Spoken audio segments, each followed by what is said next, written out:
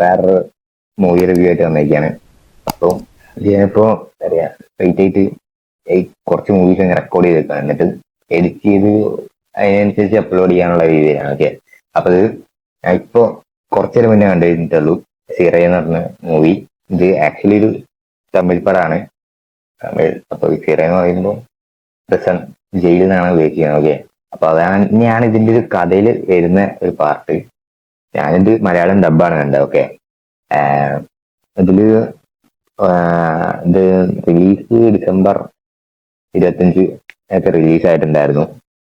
Like അറിഞ്ഞിട്ടൊന്നുണ്ടായിരുന്നല്ലോ. Okay, പിന്നെ O T T Z5 ജനുവരി 23. അപ്പൊ ഈ അടുത്താണ് ആയത്. ഓക്കെ, എന്നിട്ട് ഞാൻ കഴിഞ്ഞ ദിവസമാണ് കണ്ടത്. കഴിഞ്ഞ ദിവസമല്ല, ഇപ്പോഴാണ് കണ്ടു കഴിഞ്ഞത്. ഓക്കെ, അപ്പൊ ഡയറക്ടർ സുരേഷ് രാജകുമാരി, പിന്നെ റൈറ്റർ തമീസ്, പിന്നെ സുരേഷ് രാജകുമാരിയാണ്. ഓക്കെ, റൈറ്റേഴ്സ് ഇതൊക്കെയാണ്. പിന്നെ ഇതില് മെയിൻ ക്യാരക്ടർ എന്ന് പറഞ്ഞാൽ തുടങ്ങുമ്പോൾ മെയിൻ ക്യാരക്ടേഴ്സ് ഉണ്ട്. ഞാൻ പറഞ്ഞുതരാം. ഈ പോലീസിന്റെ വിക്രം പ്രഭുവാണ് ചെയ്തിരിക്കുന്നത്. പിന്നെ പിന്നെ ഇതിൽ മെയിനായിട്ട് ആക്ട്രസ് ആയിട്ടുള്ളത് അനിഷ്മ അനിൽകുമാർ. ലൈക്ക് അതൊരു മലയാളി ആക്ട്രസ് ആണ് കേട്ടോ. വേറെ മൂവീസിലേക്ക് ഞാൻ പറയുകയാണെങ്കിൽ ഏതൊക്കെ മൂവീസിലുണ്ട്. മലയാളി ആക്ട്രസ് തന്നെയാണ്. പിന്നെന്താ അക്ഷയ് കുമാർ എന്നിട്ട് വേറൊരു മെയിൻ ക്യാരക്ടർ ചെയ്തിരിക്കുകയാണ്. ഓക്കെ, അത് നിങ്ങളെ സ്റ്റോറി നോക്കുമ്പോൾ എനിക്ക് മനസ്സിലാവും. ഞാൻ പറഞ്ഞുതരാം. ഇതിന്റെ സ്റ്റോറി ബേസിലേക്ക് ഞാൻ വരാം. അപ്പോ ഇതിൽ പ്രൊഡ്യൂസേഴ്സ് അരോത്തൻ, അരുൺ കെ, ലലിത് കുമാർ, പിന്നെ LK വിഷ്ണുകുമാർ, മണികണ്ഠൻ. ഇതൊക്കെയാണ് പ്രൊഡ്യൂസേഴ്സ് കൊടുത്തിരിക്കുന്നത്. പിന്നെ കമ്പോസർ ജസ്റ്റിൻ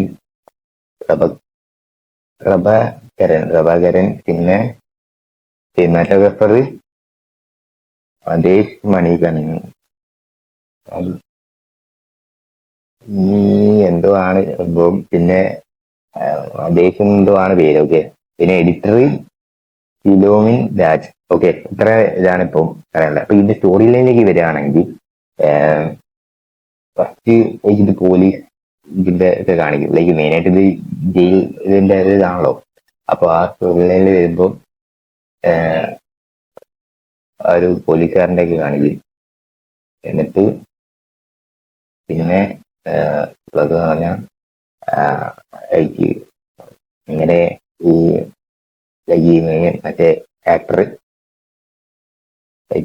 ആ ക്യാരക്ടർ എങ്ങനെ ജയിലിലേക്ക് എത്തി അങ്ങനെയൊക്കെയുള്ള ഇതില് സംഭവം മർഡർ കൊലകുറ്റത്തിന്റെ ഇതിലാണ് വന്നിരിക്കുന്നത്. അപ്പൊ ഇതിന്റെ ആക്ച്വലി സ്റ്റോറിയിലേക്ക് പോകുന്നത് കുറെ ചിന്തിപ്പിക്കും. പിന്നെ ഇതിൽ കുറച്ച് മെയിനായിട്ടുള്ള റിലീജിയസ് പരമായിട്ടുള്ള സംഭവമാണ്. ഓക്കെ, ഇതാണ്. അപ്പൊ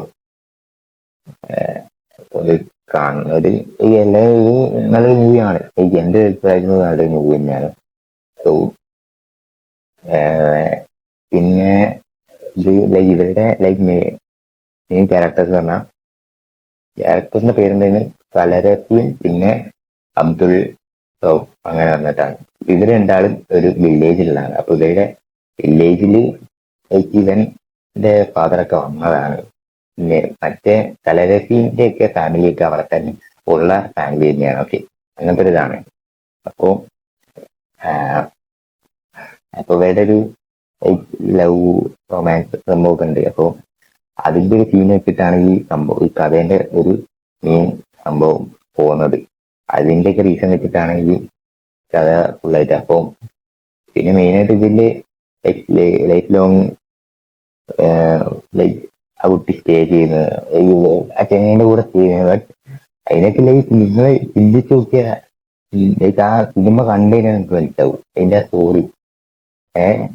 അപ്പൊ ഇപ്പൊ അതൊക്കെ കൂടി പറഞ്ഞു കഴിഞ്ഞാല് എന്താ പറയാ, സ്പോയിലർ പോലെയാവും. അപ്പൊ നിങ്ങൾ ഇത് കാണാം. എന്നിട്ട് ഇത് നിങ്ങളെ അഭിപ്രായം കമന്റ് ബോക്സിൽ പറയാം. ഓക്കെ. അപ്പൊ സംഭവം അടിപൊളി മൂവി തന്നെയാണ്. ഓക്കെ, നിങ്ങൾ കണ്ടിട്ടില്ലെങ്കിൽ കാണാൻ G5 ഉണ്ട്. Okay, it was a good bat. ലാസ്റ്റിലേക്കൊക്കെ സെറ്റ് ആവും സംഭവം.